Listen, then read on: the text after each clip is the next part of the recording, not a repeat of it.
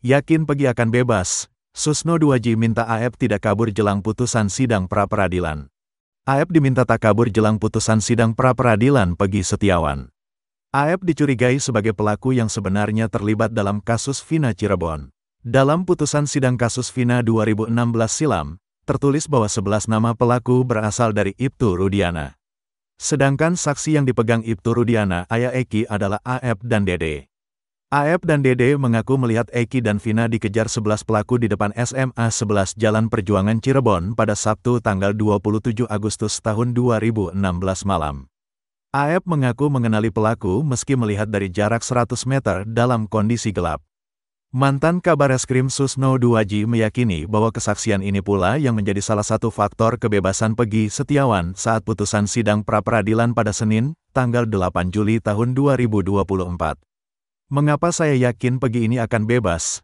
Saksi kalau saya jadi penyidik yang saya perdalam saat ini AF. Adanya 11 nama itu berasal dari berita acara Rudiana. Rudiana tidak di TKP. Rudiana dari mana pasti dari AF sama Dede. Ini yang harus diperiksa, kata Susno 2J. Penyidik kasus Vina mestinya memperdalam sumber informasi Ibtu Rudiana soal 11 nama pelaku. Pun dengan AF dan Dede yang mengaku mengenali wajah 11 pelaku. Kesaksian melihat dan mengenal pelaku membuat Susno 2J menaruh curiga pada AF. Susno 2J bahkan curiga bahwa AF lah pelaku kasus Vina yang sebenarnya. Rudiana diperdalam dari mana dapat 11 nama. AF diperdalam dari mana tahu 11 ini ngasih tahu Rudiana. Terus Dede dari mana? Jangan-jangan si AF ini pelakunya kok dia bisa tahu Persia. Ini saya curiga besar, kata Susno 2J. Susno 2J pun mewanti-anti agar AF tidak kabur jelang putusan sidang pra-peradilan Pegi Setiawan.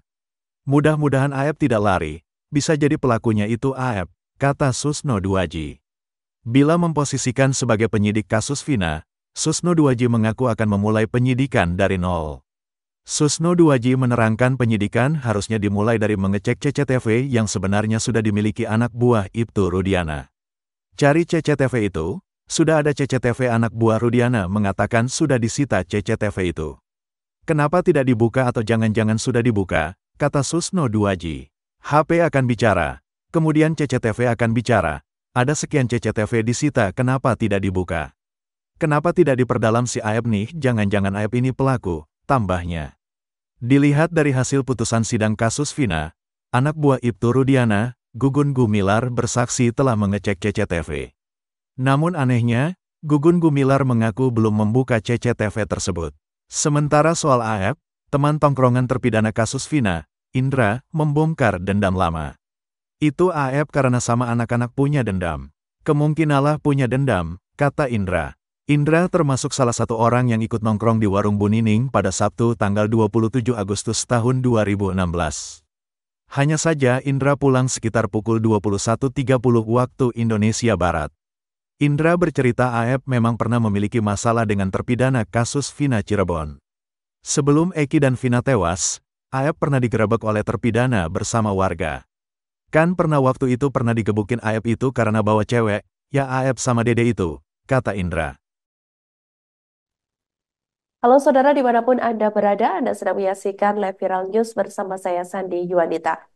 Sidang gugatan pra-peradilan yang diajukan oleh tersangka pembunuhan Vina dan Eki, yakni Pegi Setiawan memasuki hari kelima pada hari ini, Jumat 5 Juli 2024.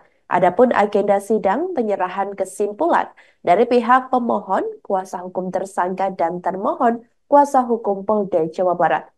Diketahui Polda Jabar menolak seluruh dalil gugatan Pegi yang menyatakan proses penetapan tersangka hingga penahanan tidak sesuai prosedur.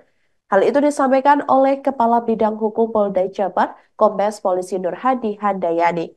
Pihaknya mengatakan tim kuasa hukum Polda Jabar telah menyerahkan kesimpulan, yakni dari sidang pra-peradilan Pegi kepada Hakim Tunggal Eman Sulaiman di Pengadilan Negeri Bandung kelas 1A pada Jumat hari ini.